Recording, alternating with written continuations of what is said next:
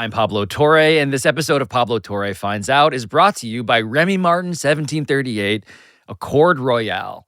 Exceptionally smooth cognac for all your game day festivities. Please drink responsibly, because today we're going to find out what this sound is. Are any of us cool? Do you think if people did the exercise we're about to do, they would say any of us are actually cool? Right after this ad. You're listening to DraftKings Network.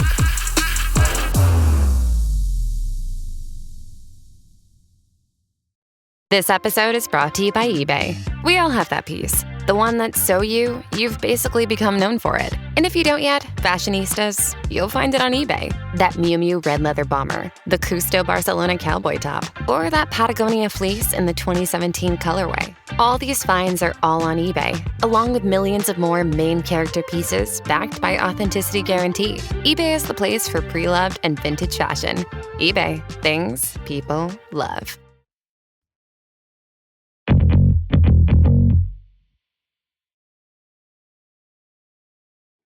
This is a nice around the horn off ramp. I get to hang out with you guys. I'm finding myself missing companionship. I know. Wednesdays is usually when I do Around the Horn. I was thinking about that, actually. As someone who didn't attend the Around the Horn there have been a lot of tributes, I should say, to a show that we owe a lot to. I don't think I went to an Around the Horn conference call in a decade. So as long as we can skip that part, I am down to refashion what we missed into this. Yeah. I don't know when I stopped attending the conference call, but Pablo was like the bad example to me. I was like, why am I doing this? Pablo's not doing it. I'm also on West Coast time. By the way, this is how David realizes, I could have not done the conference call. The whole time. I knew the whole time, but hey, I was like, being a good steward. I'm just look, as we will get into, I'm just the cool guy. I'm Bart Simpson, just skateboarding, spray painting stuff. Are any of us cool? Do you think if people did the exercise we're about to do, they would say any of us are actually cool?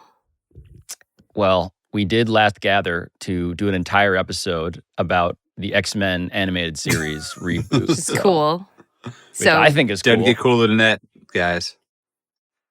I think that there are some people out there who think that the three of us are cool. I think there are more people who would laugh at those people. Have you ever been cool? Was there ever a point in your life where you felt like you were cool? Or when did you peak in coolness? Probably like third grade. Third grade. Yeah. Oh. Wow. Mina, what are you picking college? It's definitely college for me. 100%. But a lot of that is because how cool you are is a product of your surroundings, right? And so going to college for me, my cool factor on a relative basis skyrocketed from high school to Yale. David's nodding like he had a similar experience. Absolutely. I'll just say that I went to school with a bunch of dorky white kids. A small liberal arts school. I was the coolest. Am I cool guy around. now? Yeah. I went the pendulum swang so drastically from high school to college. I didn't know what to do with myself. This is also where I need to remind people, Mina, that David Dennis Jr. is a former beer pong partner of his classmate at Davidson, Steph Curry. So he is both observer and cool participant. When I was there either. So that he wasn't cool till like the last two weeks of my time at Davidson. But David Dennis Jr. was the original Splash Brother. This is reported fact. This is real. This is not an exaggeration. Also, I am now banning officially Nick Wright. I just want to say, you, Nick Wright. You're off the show. We can get into that at a separate time. Based on cool? You're banning him because he's not cool? Well, Mina, also because he did this to you today. Do you have any other media beefs going on right now at present? For the 8th straight year, First Things First was not nominated for Best Studio Show Weekly at the Sports Emmys. When I saw the list of nominations, I don't remember all of them, but one of them was NFL Live, hosted by one of my media rivals, Mina Kimes. And when I saw they won, I was very happy because I think that they do a really good job, and I think Mina's excellent. Obviously, I don't think she's as good as me at anything, but I do think she is excellent, and I was happy she won. Is this why he's trying to grow his hair like Mina's, or is that a different? Nick Wright has been trying to do this whole rivalry thing with me now for 4 or 5 years, and honestly, it's like, I don't know. What's a good comp? It's giving Kobe Stopper, Ruben Patterson era Kobe Stopper. Oh, wow. Wow. That's what I'm getting from it. That's the. I saw a tweet that great. when Brock Purdy signed his contract where they were like, Brock Purdy joins like rivals Josh Allen and like maybe that's Brock Purdy's great. Nick's great. But like, come on, let's get real here. Yeah. Both Mr. Irrelevant, I dare say. Hey, his show is really good. All right, fine. Let's start the actual show.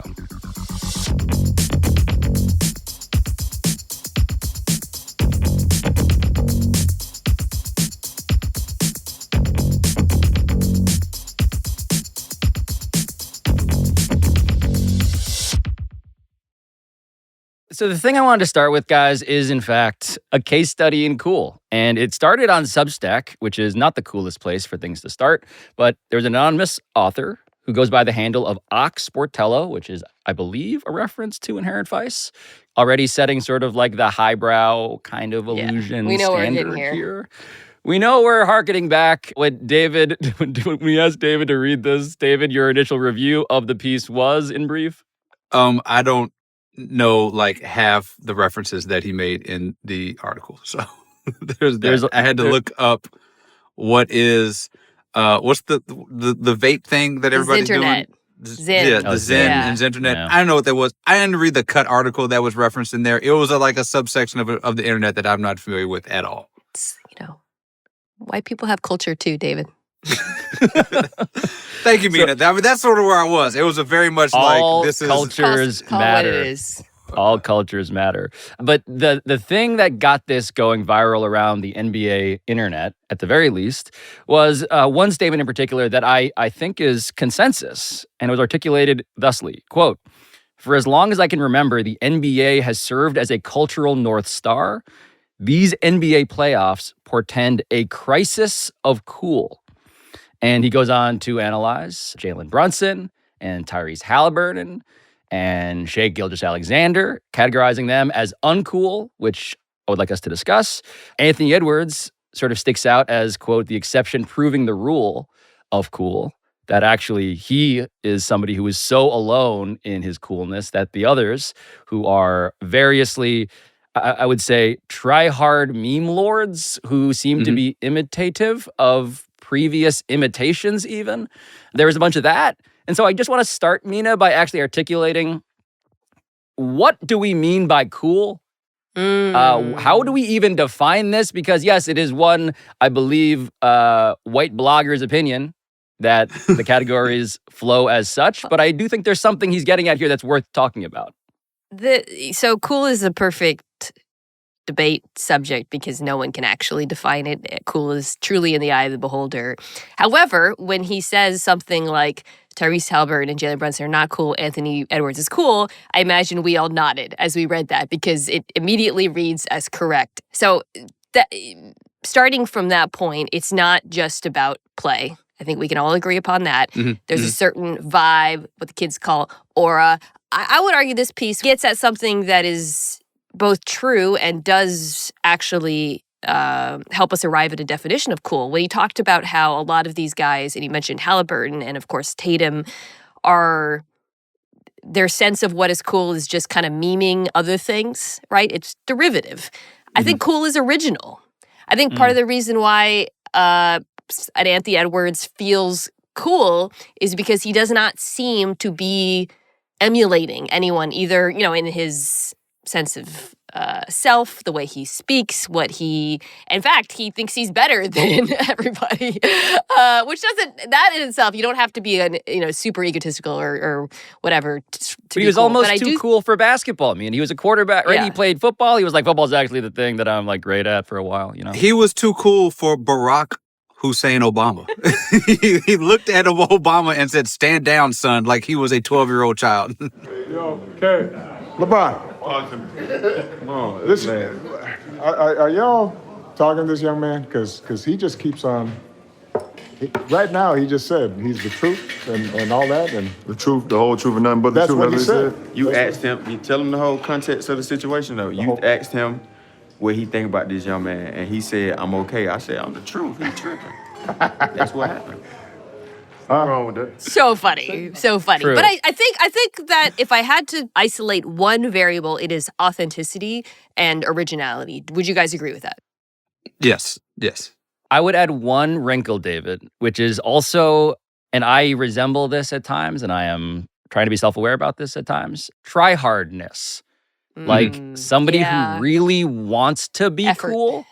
Effort, transparency of effort feels like another anti-cool sort of aspect here. What would you add to that?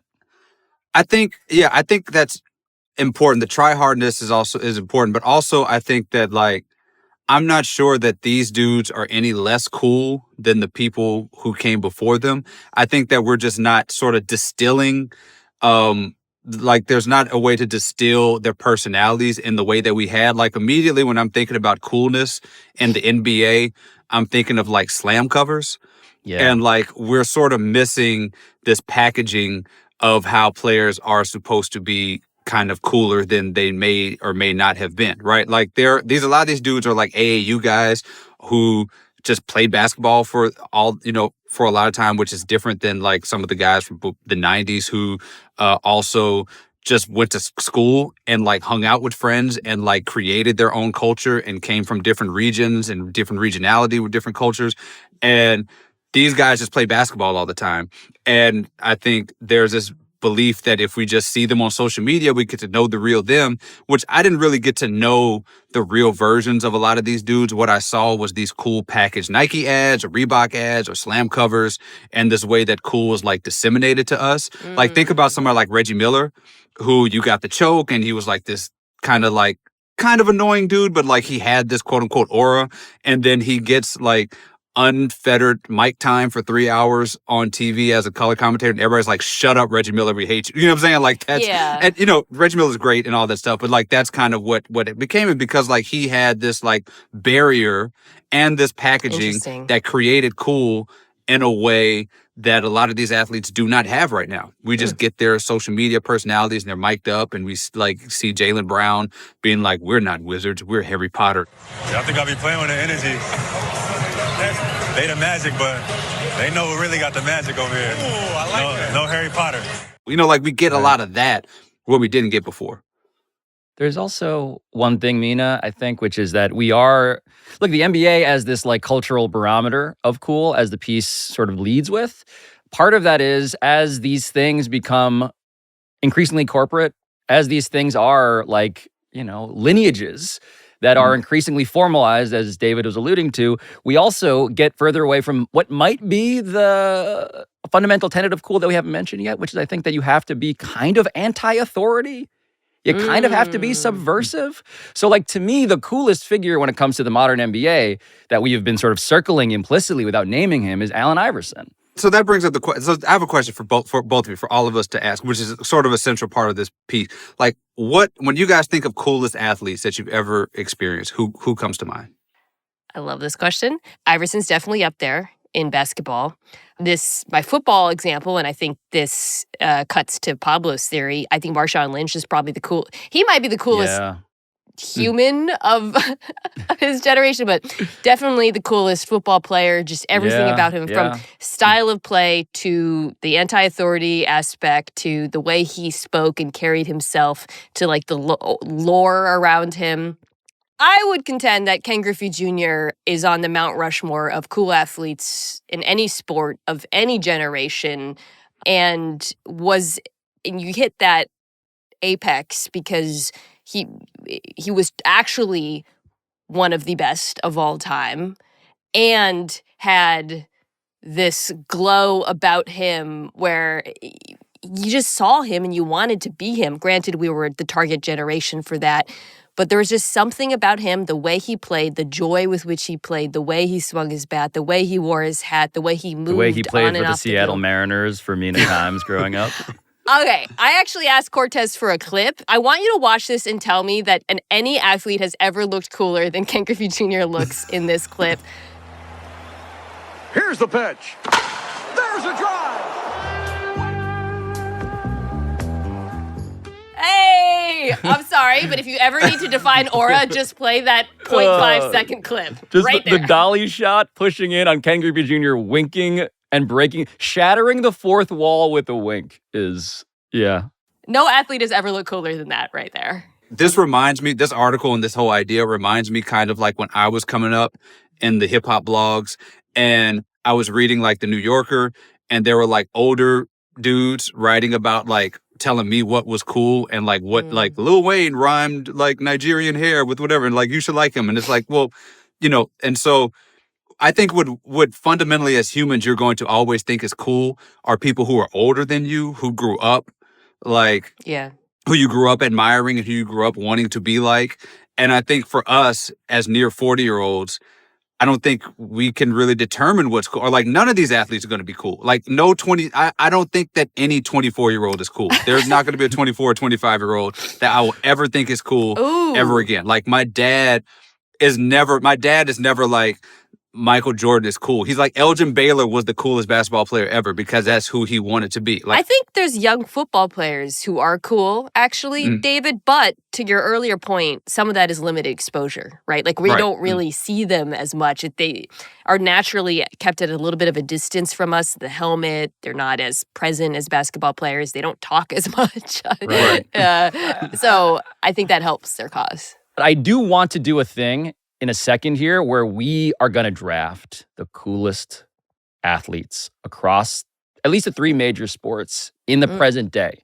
So we're going to put this to the test. I'm going to seed that in your brains. We don't have to do it just yet, but we will answer and test David's theory about whether we are just afflicted with clinical old headitis and cannot possibly actually consider a young person cool. I also want to add a wrinkle as we assess the criteria here for the committee of our audience to judge us, because on-field play, right? Mm-hmm. So are we saying that is clearly not separate and apart? It is involved in the calculation, right? The reason why on-field play matters, and as we do this like cool thing, or try to figure out who the coolest guys are, is there's nothing cooler for a professional athlete than being unbelievable at your sport and then backing it up with how you present yourself. And I think when we talk about the top guys, Griffey, Iverson, Lynch, they hit that. It's a very elusive bar. Yeah, but so just the greatness though, right? Like what does that get you? So Michael Jordan, I think, is a very reasonable answer, a very popular, might be the number one answer when people think of the coolest basketball player of all time, because he, both as a marketing vehicle, was unprecedented for the obvious Nike, et cetera, reasons, and every other sponsor thing, right, for our generation. Also because when it came to be the most pressurized moments, he had the greatest legend and arguably the greatest performance. So there's that. But then we get to, for instance, like to discern a bit of the lineage when it comes to Kobe. I'm like, I think there are lots of people who think that Kobe's cool, but I see an imitation of Michael Jordan. And I'm like, okay, I'm going to dock points for that. I think Kobe was, as great as he was, a legendary tryhard by the time that he became the guy who was branding all of his Mamba stuff. Which is to say that I think the answers to the draft, as we go around in some sort of order, David, there's a I know it when I see it definition, as opposed to like some strict criteria, for better and for worse. Can I dump out a hot take real quick? Please. I'm not sure Michael Jordan was that cool. Like, I'm sorry, like when you watch The Last Dance and you like, this dude is like talking to this baseball bat and he's like jamming to Anita Baker before the playoffs. Like, this dude is not that, like, I remember way back, he did an interview and this sticks out to me so much. Like, he did some sort of interview, and they were like, "What is your favorite artist?" I mean, this ages poorly, but for other reasons. But he was like Robert Kelly, and I was like, "Who calls him Robert Kelly?" Like who? Like, I don't know. Like, there's just so many things about Michael Jordan that I'm just like, it was all ads, all this stuff. Like, is Michael Jordan actually really cool? And by extension of that, is Kobe Bryant even less cool because he wanted to be like Michael Jordan, who is not even really Where does that cool? leave Tatum, who's doing the Right. third round of beaming? I think you hit on just like the more we see of someone, there's absolutely an inverse relationship between exposure and coolness, and no matter how cool you are, the more we see of you, the less cool you're gonna be.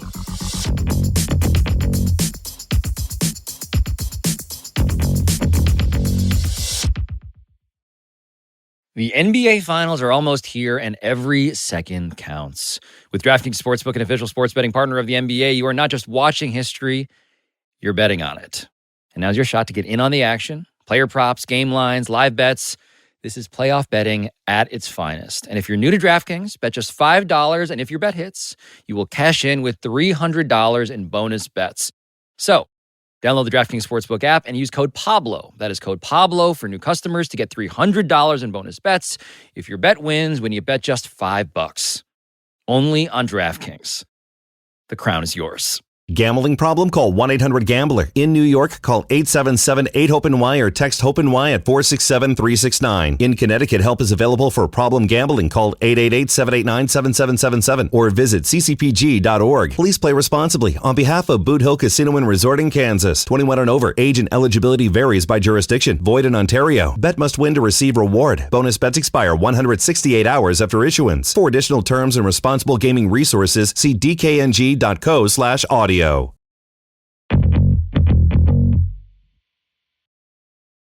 Should we get this draft going? So current players, right? Current athletes. You have to be active. I think we should do coolest player per sport for the three biggest sports. So we each pick one. So we're each going to draft our pick for who we think the coolest is. And if someone has drafted them, we cannot take them. And we will show our results at the end. Because I love a draft chart results. So meme. I'm going to say this one, and this is a player who I've gotten a lot of grief from their fan base because I consistently have him behind two other quarterbacks in football votes and whatnot. But I think Joe Burrow is incredibly cool. He has the nickname. Right. But he plays cool. He has these like credible big moments. He's ice cold. And the way he presents on and off the field is legitimately cool. I really believe that. Counterpoint. I don't think Joe Burrow saying stuff is cool. I don't think Joe Burrow says cool stuff. I think he does cool stuff on the field. I think he says cool stuff. Does he? What is it? Yeah.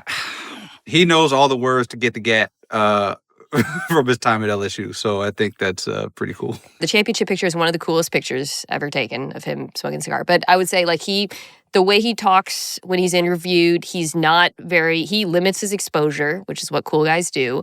When he speaks, like he puts pressure on his organization to do stuff. He's pretty plain spoken. I think Lamar Jackson is the coolest football player to watch, but I don't think he has enough of a persona for me. So Lamar gets, so I'll go next, a second. Lamar has the anti-authority thing going. The fact that he doesn't have a conventional agent, for better and for worse. I don't know if that's cool in the classic sense, but it's sort of like a f*** you to the way that like football and business tends to operate. Sure. So the case for Lamar is strong, but I think I'm going to go Jalen Hurts. Oh, terrible choice. David. David. Horrible choice. David. Tell me where I'm wrong. Pablo. Okay, you go. Mina, go for it. Go for it. I don't know. Can I use the word unk, first of all? I need a ruling from my compatriot here. Jalen Hurts, I think, is an amazing person, and I'm a huge fan of his in a million different ways, but he is not cool. Like, he dresses and acts like a 45-year-old man. He's not. He leans in to 90s fine. Like that is his whole personality. Like he is living single era fine man. So far, I'm waiting for the problem. I remain waiting for the problem. That again, I grew have you up heard thinking him that's in what cool interviews? looks like. He speaks in cliches. He speaks in like football talk. He has the ultimate. It's funny because he just did something that you could say it was anti-authority. So that's what I'm thinking about. Yeah, but for the most part, the man when he was in college, I believe, said he related to Nick Saban. Okay, that's uncool. I think that's pretty. I think I didn't have that in my Oppo research file. The thing that helps Jalen Hurts is that now he stands next to Saquon Barkley for the rest of the season. And by virtue of that, he is going to be the coolest dude because he is an anti-Saquon Barkley. And I think that that's going to elevate him way further than he would have been otherwise. The thing that will get Jalen Hurts, that the test is, and I don't know how this has not happened yet, how has he not gone through the Jennifer Hudson tunnel yet? Because he has good management who will not reveal that to the world. That's going to make or break him. When he goes through that tunnel, we'll see what kind of cool. Football players have gone through that tunnel, right? No, I don't think we have one yet. He's going to go through that tunnel. Oh, my God. Hold on. There's a reference I'm going to pull out and Google. Have you guys thought about what David you would answers. do if you had to go through the tunnel? First off, that is a show that I only know, of course, because of the tunnel. I don't know what else happens on the Jennifer Hudson show. I assume good stuff happens. I just know it as the tunnel. I did see recently Randall Park go through the tunnel. If you recall him, Asian dude, and he proceeded to like do a mixture of we'll show this in post. A mixture of like sort of like popping and locking, where I was like, I would aspire to do that and not be nearly as good. And Asian dudes who can dance constantly go viral for crushing the tunnel. This is my algorithm. Like the dude from the White Lotus, Guy Talk. Oh my God, crushed Guy it Talk. in the tunnel. Here's the thing about the Jennifer Hudson tunnel that is fascinating is that they managed to know the algorithms because I don't think I've seen a single white person go through the tunnel. And then when I talk to white folks about the Jennifer Hudson tunnel, they just like reference white people who went through. So I'm getting all the never Asians in the tunnel. I'm getting Asians and like the hot guy from Lion King constantly. Right, I don't know. That's it. I did see Usher go through it on skates. And I was like, Feral damn. comment section. Okay, sorry. David, what's your pick? Sorry. Yeah, what do you got? My pick here, Lamar Jackson. Okay, just like I was thankful that you guys had picked Lamar Jackson. I love Lamar Jackson just because I think there's also this like unfiltered interview that like is part of it, and also he has an unfair advantage. His name is Lamar Jackson. Like it's like come on, and then like. Style of play gets him like 95% of the way there because he is clearly the coolest.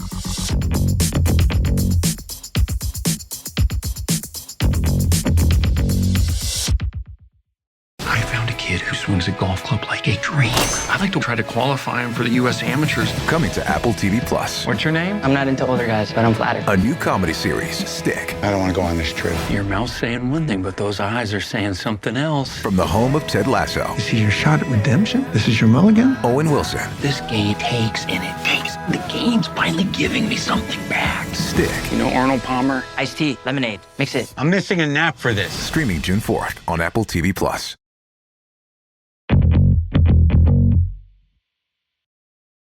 The NBA, David, we're going to snake draft it, go the other way. Are we doing NBA or we're doing basketball?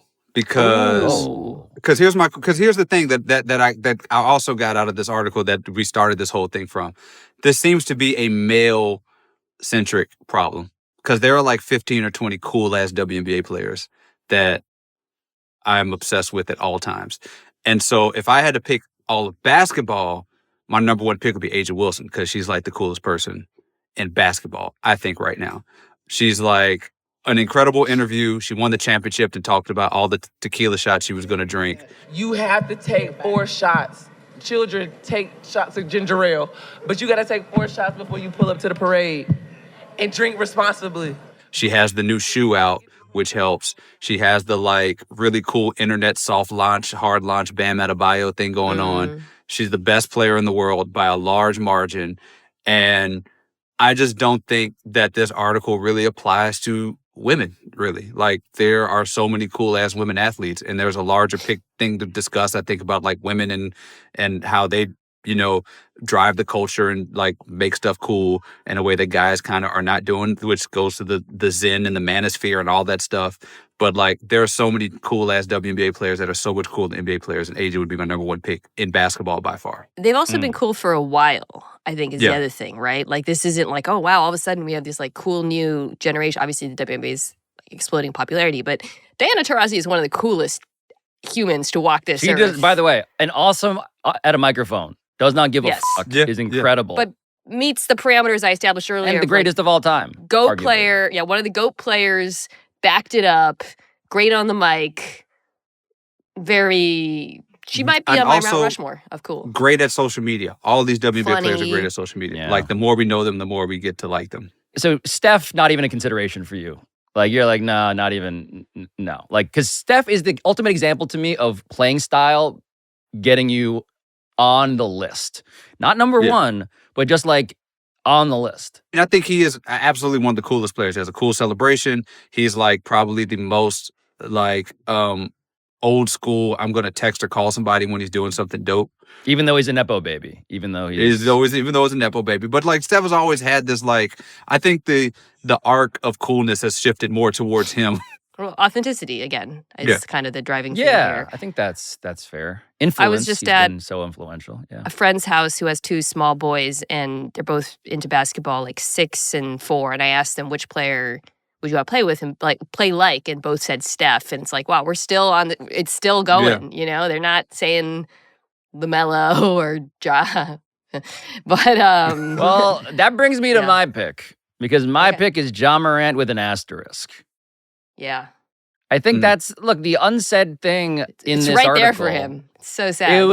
Everyone was ready. I had a friend who worked on, it's part of the Nike campaign that they were doing for Ja as all of this stuff was unfolding.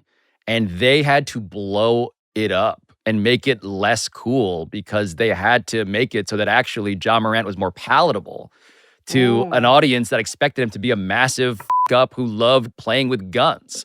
Like, there is a line beyond which you go too far. And as much as the anti-authority thing is part of it, like at a certain point, you gotta know when to just stop. And that's where it became untenable. I think Ja Morant is fine, guys. Like, I just think that like, if he played better, it'd be fine. Like, like if he came back and was healthy and they had like deep playoff runs, like I just don't think you're going to get a whole bunch of people who are just going to get too upset about like people liking guns in this country. You know what I'm saying? Like, this dude is, like, I People just have think that, forgotten and forgiven way worse in all these sports we're talking about. Exactly. And like, we're not going to finger wag at a dude and his love of guns and the bad, and there's a lot more. It's more complicated and complex than that. It's more like, can you stay on the court? Is my concern. Right. I think if he came back from this thing and the Grizzlies, or if the Grizzlies are playing now, for instance, right, and he's playing in the conference finals, I think he's fine. And like, whatever, you lose your Nike campaign, whatever, I think he's still in a point where he's one of the coolest dudes ever. The problem is you're still doing this like anti-authority celebration when you're not like that good or good enough to warrant it right now. It also, I think that's probably the big problem. I do think the anti-authority aspect of him, he doesn't feel as cool. I mean, for obvious reasons, but also it just doesn't feel, it feels a little bit, and this cuts to the original premise of this piece, is a little bit cosplay in a way that I think is something we sniff out with a lot of people in this, whether they're cosplaying, gestures or Kobe imitators or being anti-authority. There is a sense of like, is this really you? Like, what you doing, bud? My pick is, I think, it certainly corroborates the thesis of no younger players, is an older guy. I'm going to go Dame. I think Dame is one of the coolest athletes alive. Obviously, he is at the end of his career. What do you think of? I think of the hardest NBA photo, one of them of all time, which is the game winner OKC looking at the camera. I mean, I know I said earlier that no one has looked ever cooler than Griffey, but like, I was gonna say, Mina has a clear thing for who she thinks is cool. It's looking into a camera. If you do something cool and look straight into a camera, you're probably cool. But David, that photo, I mean, come on. It's also another great celebration. Yeah, another great. And the very, very rare accomplishment of being an athlete who raps and people still respect you. Like that's one thing that that is hard. That usually docks off a ton of points if you're trying to rap. But he got Lil Wayne on his album. I am also realizing a lot of my picks are really handsome guys. Also, like, does make you cooler. I mean, I picked Asia Wilson, so I get it. Samesies. I mean, Jalen Hurts, guys, is clearly a beautiful person. Yeah, he is. Beautiful, objectively beautiful person. Okay, so baseball. Are we ready to move on to baseball, or any other takes we want to get off? One side brief postscript take about the NBA. Because, David, you were hinting at this before, and Mina as well. Like, as much as the current generation of NBA players might be starving for cool in the way that bloggers and others will approve of, if you go through, like, is LeBron cool? LeBron's like an iPhone. Like, he's he's like too much of a monolith. It's like Taylor Swift. You know? Yeah. Like, it's too big to be cool. He's a literal corporation who was also trying very hard at all times. But if you just go through the list of, like, Kawhi Leonard, LeBron James, James Harden, Anthony Davis, Kevin Durant, Paul George, I'm going through just, like, all NBA caliber guys. It's not like we have been dealing with a bumper crop of the previous generation where it's like, man, those guys check all the boxes, you know? I mean, we can get in the second apron and players moving around and stuff like that. But I think a lot of the players that we all thought were the coolest were not necessarily the best players in the game, right? Yeah, Rasheed Wallace. There's the Rasheed Wallace. There's like, like J.R. Ryder and the between the legs dunk, or like, Gary Payton, who was all, this all NBA, but was never like the best player in the world. He was just a cool ass player. Baron Davis, Steve Francis, like those type of dudes were always really cool. And we loved them. We collected their basketball cards. We like did all this stuff that we loved about them. The Clippers, the like Quentin Q. Rich Clippers and all that, Darius Miles and them. Like those are people that we love that were not necessarily the best in the world. And I think that like it's kind of shortens our list and like the potential of who we're going to pick if we're only looking at all NBA players. That's never always been the case about who we think is great. And it's also good to note that like we did have a draft and neither one of us really picked an NBA player. Like we kind of picked like a Dame who's not going to play, and Asia Wilson who's not in the league, and Ja who's like the guy's argument checks out. David, like it does. Our picks kind of illustrate it for him. Baseball's very top heavy. I mean, I think the question... Do I get to pick first? Mina goes first, and there is a question that I'm wondering if she will ask out loud as she makes her first pick.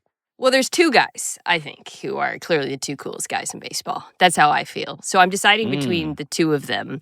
I'm taking Mookie here. Mm-hmm. He's just so cool. He is a joy. He's an amazing player. He's a joy to watch. He seems like a legitimately awesome dude, but he's funny, and he, to me, is the closest thing in spirit to Griffey in this generation. He's also really good at bowling, and I want to unpack whether that makes him cool or not, because he is like a professional caliber bowler. He's bowled a perfect 300. Another wildly attractive person. And he knows to keep that hat on, He's playing the right sport. That's true. I am taking only hotties. I wanted to take, speaking of hotties, Julio Rodriguez, but I can't. The homer allegations would be too strong. Are we saying definitively, because Mina brought us to the team in question, like Shohei Ohtani not cool? I think he's cool. I think he's cool. I think Shohei he was my pick. Shohei was my pick. Going to skip over Pablo. He's my pick. I think just virtue of being, I think that sometimes it's virtue of just being good as hell and the dopest at your sport like goes a long way. And and we also have a barrier where we don't know that much about him. This mysterious dude who just goes. Does he have a crippling gambling addiction? These are ongoing mysteries. Yes. He also, even when he is not playing, just watching him like move in the world, a lot of this is carried by just how physically imposing he is. He is enormous. He has like star power, and he's incredibly handsome. And watching other baseball players react to him also makes him cool, because it is like Ohtani is like when Beyonce walks in the room. Yeah. Right. People are in awe of the sound that the ball makes off his bat. People are in awe of his physical stature. People are in awe that he can do any of this. He also is I think to the earlier point, like so private that it creates this aura of its own. Being private is cool. I think we're learning that too. Like being less online on some level actually does in this era. It creates the intrigue that I think rates as cool. I think I got to go with, I'm looking up his age right now to invalidate David's theory about how we can't really respect young people as we continue to draft some young people. I'm going Ellie De La Cruz. Very cool player. He's not like, again, household name necessarily, but he should be if you like baseball in any vague way. He stole a zillion bases. He had I think it was 25 and 65 was the first shortstop to ever do it. And that dude playing in the Cincinnati region, I'm like, yeah, I think that feels like conventional, like that's just an all-time athlete doing cool stuff. And I select him. Aaron Judge, not cool? I want to say... What's the difference between an Aaron Judge and a... Yeah. I think there's there's almost like a parallel to like sneaker sales to me, where like the guys who are too large aren't as cool. Like no one's really, I mean, the big man, Aaron Judge is too large, I think, to be cool. Jazz Chisholm, though, on the Yankees is cool and has like, speed and flair and all that stuff. This actually connects to Steph and Dame, and being small and being really, really good, elite at a sport is a real fast track to being cool, because there's like an underdog aspect to it that instantly makes you cool. And just the style of play, like crossing people over lends itself to more like acrobatics. Like the people I mentioned, Baron Davis, Steve Francis, those guys, like we grew up loving those dudes. Like point guards are just going to lend themselves to being cool 9 times out of 10. Is Jokic cool? Is Nikola Jokic Mina's shaking your head no, immediately. He doesn't care. He's not effortful in the way that we expect athletes to care, but he's also clearly, I think he's one of the most skilled players in NBA history. Why isn't he cool? Big man? Is it the big man thing? Yeah. I think part of it's the big man thing. Part of it, I think, is that I don't think people, as superficial as it sounds, I don't think people aspire to look like him. I think there's like this feeling of, he shows up to work and he just kind of doesn't care and he leaves and does his horses and everything. I think there's something to that. I actually think if he were a little bit worse at basketball, he'd be more popular. I just think like he's almost like too good. It's like, what a great take. Because I think like when I think about like Shaq, right? Like Shaq, one of the things about Shaq that was so relatable to me, especially like, is that this dude was dominant, but you always felt like he could be a little better if he just didn't want to like break dance and rap and DJ as much. But like he kind of wanted to break dance and rap and DJ a little bit more. So it'd be like if Jokic were a little bit worse. It'd be like this dude cares so much about horses that he's not in a movie. Right, right. Yeah, if Jokic were a little bit worse, he'd be more popular. He's just too good to be popular. So I want to recap what we've done here today. In the NFL, the 3 coolest players as appointed by the 3 of us. Number 1, Mina Kimes, took Joe Burrow. Number 2, I took Jalen Hurts with, and in parentheses I want next to it, with Kangol. Kangol is essential. And number 3, David Dennis Jr. took Lamar Jackson. What did we do for the NBA? Who remembers what we did? Oh, David, right. It was David Dennis Jr. number 1, AJ Wilson. Me, number 2, John Morant, asterisk. Number 3. Your picks have asterisk. My picks are great so far. Number 3, Mina Kimes, Dame Lillard, looking into the camera like f***ing Jim Halpert or Randall Park. And then baseball, number 1, Mina took Mookie Betts. Number 2, I took Ellie De La Cruz. And number 3, David Dennis Jr. took Shohei Ohtani. Shohei Ohtani. Damn, how did David out-Asian us? How did that happen? David ended up with Lamar Jackson, AJ Wilson, and Shohei Ohtani. He kind of bodied this draft. I wound up with a Kangol and potentially future gun charges, which is suboptimal, I guess. Yeah, I want the graphics to have each of the names by our, who we picked, and so that it could be in graphic immortality that I spoke to you guys in this draft.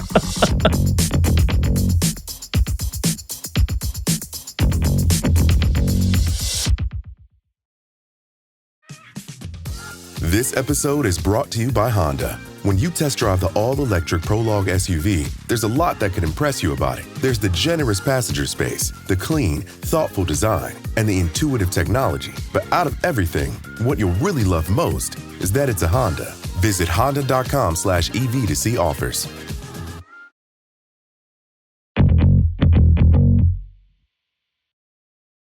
At the end of every episode of Pablo Torre Finds Out, we go around and say what we found out today after having a, I would say, pretty in-depth discussion of Cool. Mina, what did you find out? I found out that I didn't have time to get in a mention of my podcast with David Dennis Jr., but I'm going to talk about it right here, y'all. If you're still listening, David and I have been doing this Love is Blind pod now for couple years. We've done 3 seasons now, David? Is that right? Yeah. And it's a YouTube show, and it became a podcast, and we enjoyed doing it so much that we are expanding into a ongoing general TV and entertainment show, which you can watch on youtube.com/@Mina Kimes, or you can subscribe to. The new name of the show is Viewer Discretion with Mina Kimes and David Dennis Jr. Thank you. I like that. The first show we will be recapping is the upcoming season of Love Island, but we are going to be doing non-reality shows, romantic shows as well. However, Love Island, really, last season was one of the greatest seasons of reality television ever made. For those who don't know, Odell Beckham Jr.'s brother won.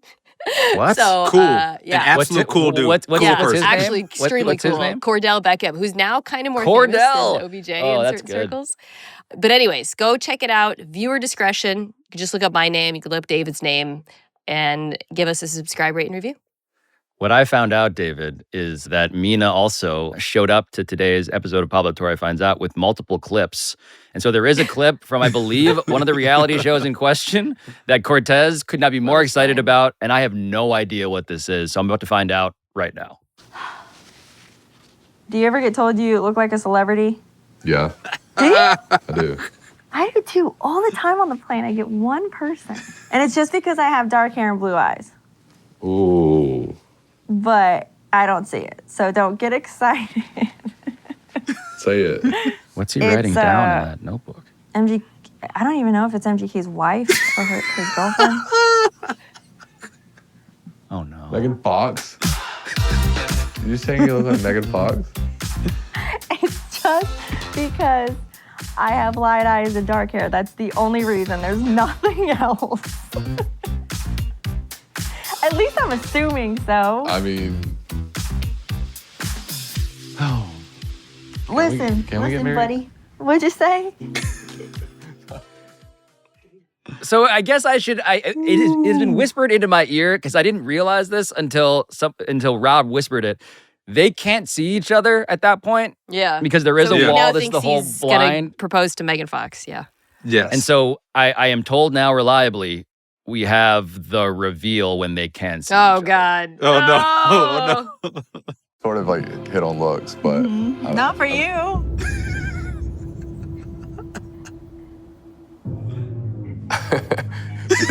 She definitely lied to me on some how she looked.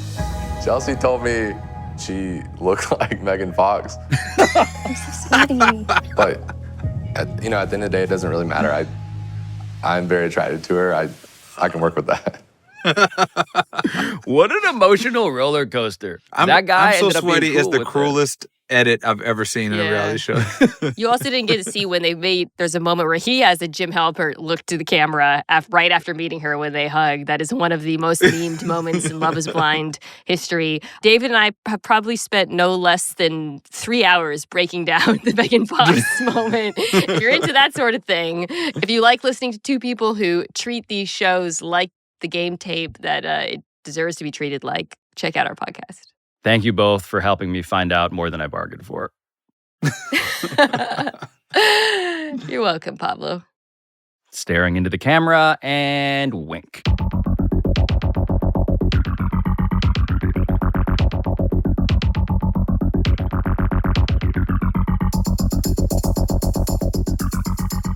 Pablo Torre Finds Out is produced by Walter Abaroma, Ryan Cortez, Sam Daywig, Juan Galindo, Patrick Kim, Neely Lohman, Rob McRae, Rachel Miller-Howard, Carl Scott, Matt Sullivan, Claire Taylor, Chris Tuminello, and Juliet Warren. Our studio engineering by RG Systems. Our sound design by NGW Post. Our theme song, as always, is by John Bravo. And we will talk to you next time.